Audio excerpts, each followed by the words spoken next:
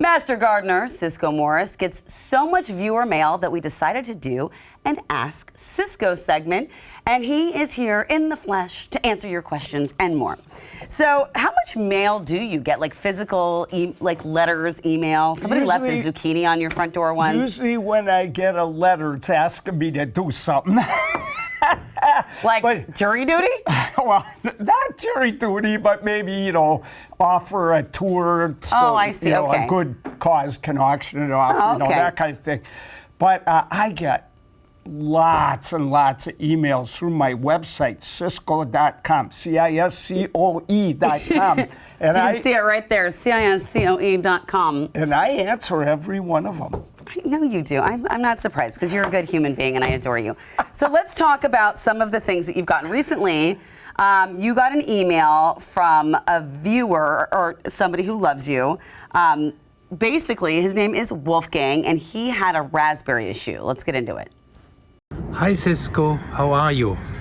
I'm here in my Kirkland garden, and for some reason I'm not lucky with my raspberries this year.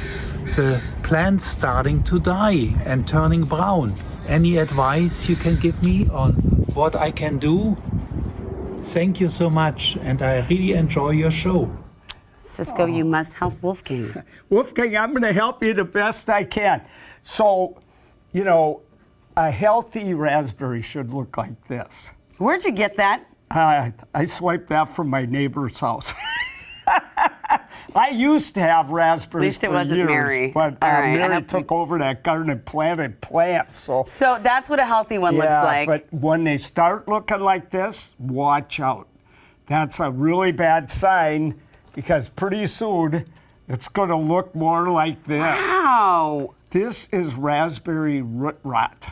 Uh-oh. It's a very common disease of raspberries. Now, I had a raspberry patch for over 20 years and never got that.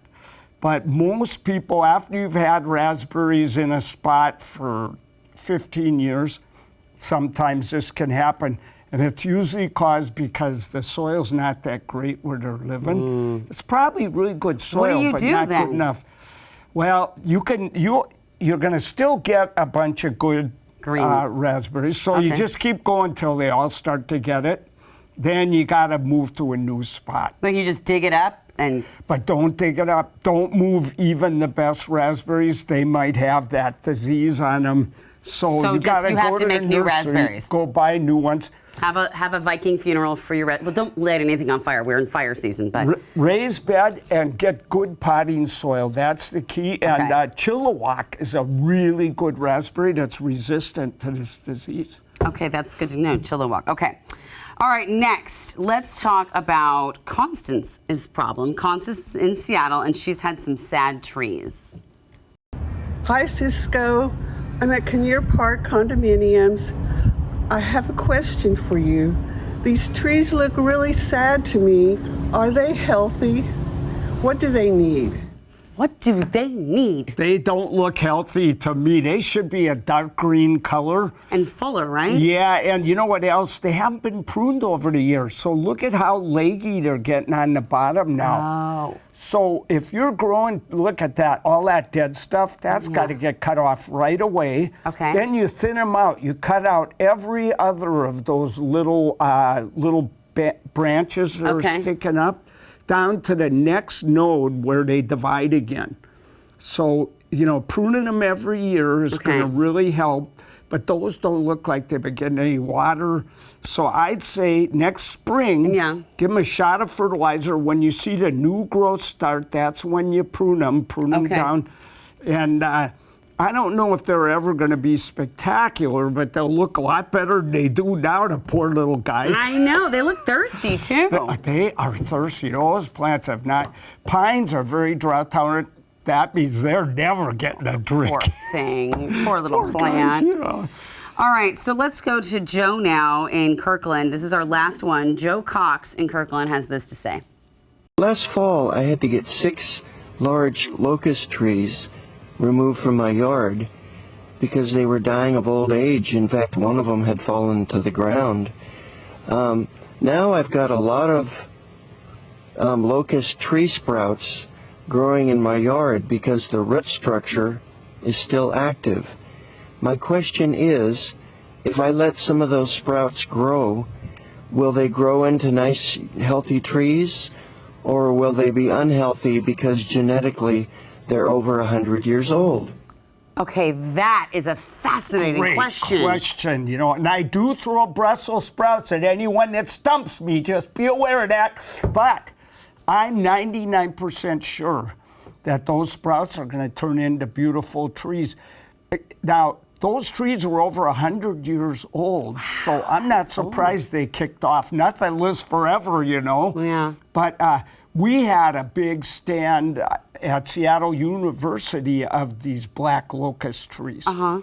And we had to cut them down for other reasons, which I hated having to do. The suckers grew like mad. We couldn't get rid of them. So I think you're in for good luck. I think only let the ones that are spaced just where you want them to grow. I'm almost sure you're going to get another 100 years out of those. So eat lots of Brussels sprouts, Joe, because you got to live a long time to enjoy those. I love that. That is really cool, and I like the heritage of that plant. Me too. Giving forth to another plant. That's really cool, man. Yeah, they'll grow their own little roots, and so they're not going to be that dependent on that old root system. I love that story. All right. Now to your last Ask Ciscoe.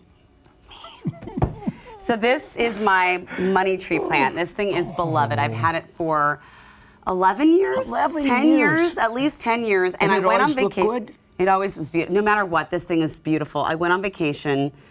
I came back and it looked like this. Uh-oh, who is supposed to keep that water? Maybe we shouldn't mention this. You literally, all you have to do is feed the cats and water the plant. No more Brussels sprout 10 casseroles years. for you, buddy.